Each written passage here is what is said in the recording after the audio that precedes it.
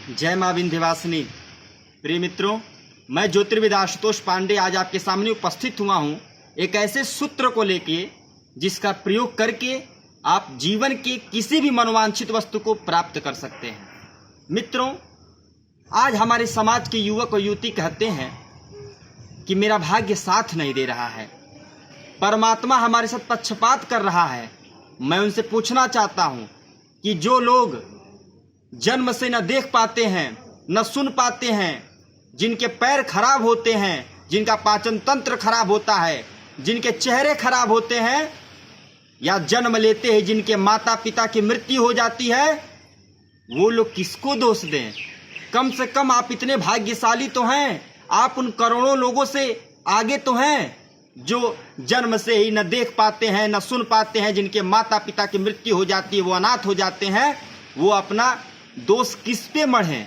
वो किस परमात्मा को दोष दें? वो किस भाग्य को दोष दें?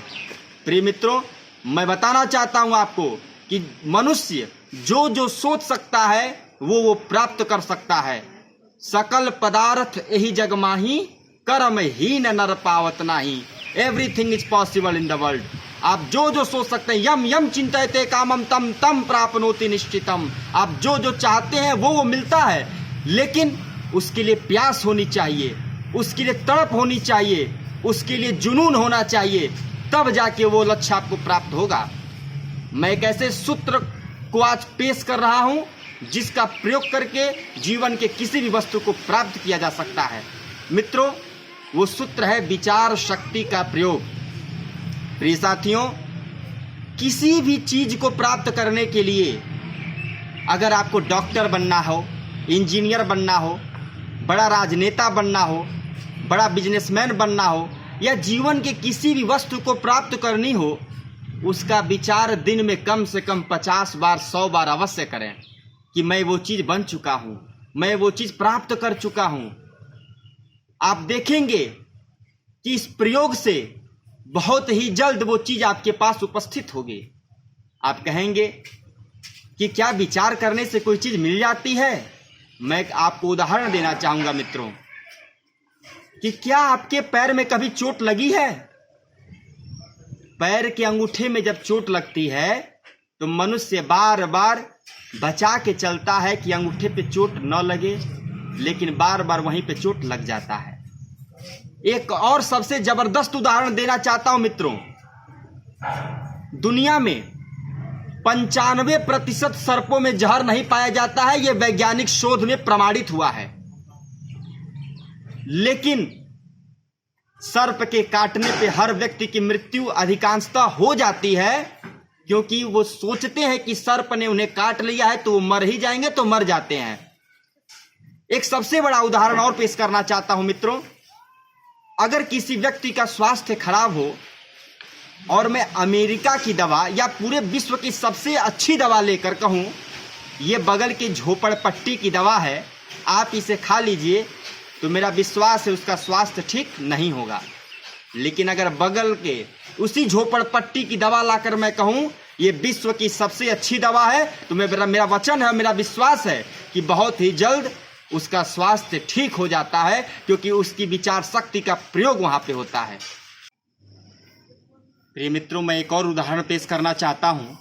एक बार ब्रिटेन में किसी व्यक्ति को फांसी की सजा होती है।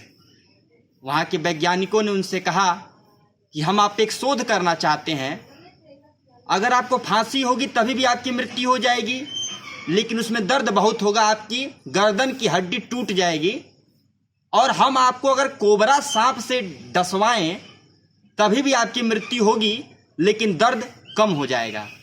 आपके ऊपर निर्भर करता है कि आप किस तरीके से मरना चाहते हैं। उस व्यक्ति ने सोचा कि दोनों ही दिशा में मरना तो है ही, क्यों न दर्द कम हो, उस मौत से हम मरें, और वो कोबरा के डंक से मरना मंजूर कर लिया।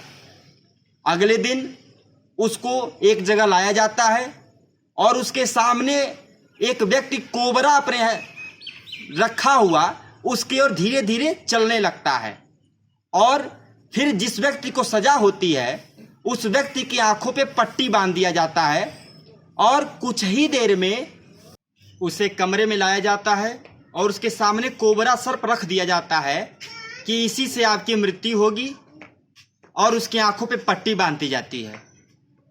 कुछ देर बाद उसके पैर पे एक ही साथ 2 सुइयां चुभोई जाती हैं और देखा जाता है कि कुछ ही देर में उस व्यक्ति के मुंह से झाग निकल जाता है और उसकी मृत्यु हो जाती है। क्यों? क्योंकि उसने सोचा कि सामने वाले सर्प ने ही मुझे डसा होगा, और उसकी इसी कल्पना ने, इसी विचार ने उसकी मृत्यु का दरवाजा खोल दिया। प्रिय मित्रों, इस प्रकार विचार शक्ति में वो ताकत है कि आप जो जो सोचेंगे वो आपके सामने मौजूद करा देगा, आपके सामने प्रत्यक्ष उपलब्ध हो जाएगा। इसलिए इस सूत्र का उपयोग करके अपने जीवन को सफल बनावें, और ज्योतिष से संबंधित विभिन्न जानकारियों के लिए मुझसे जुड़ने के लिए मेरे YouTube चैनल पंडित आशुतोष पांडे को सब्सक्राइब कर सकते हैं। आपका दिन शुभ हो, मंगलमय हो। जय मां विंध्यवासिनी।